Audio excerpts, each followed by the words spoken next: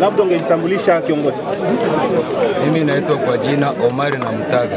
Leo natoka kushimikwa rasmi mbele ya umati wa raia, pia viongozi wa RAD na viongozi wa serikali FARDC na wengine. Maoni yako ni nini baada ya kuwa kiongozi wa MPDAC kuanzia leo?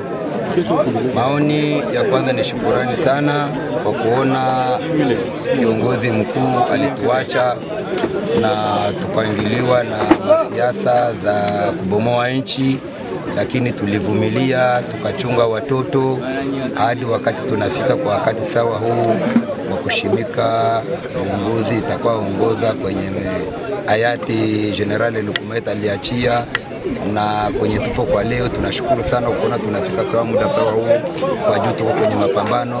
Fujo yenye tulikuwa nayo katika kundi haingi turuhusu twende kwenye mapambano, lakini tuna maoni kubwa kwa kuambia watoto wa Uvira kwamba ile mafuyo Mungu alisaidia imekwisha, na leo tuko tayari kwa gisi viongozi vinatoka kusema, tuko tayari kushuhudia watoto wa Uvira kwamba kundi ya MPDAC iko tayari kwenda kwenye mapambano kwa ordre yote itakayofanyika. Labda una ujumbe gani kwa raia wa Uvira?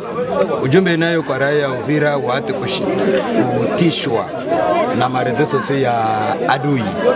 Sisi tuko tayari na wako tayari kwa kuungana mkono na serikali na sisi wazalendo pamoja na RAD yenye ilianza na guvernema yetu ya Kongo katukubali. Hatakuwa tunajua labda tulikuwa tunaitwa ni mabandia, lakini sisi ni watu tuliojitoa kugombania nchi yetu, na leo rais akatuitika akaona kwamba tuko tunagombania nchi, na wengine wenyewe wiko katika fro na wenyewe wiko hapa.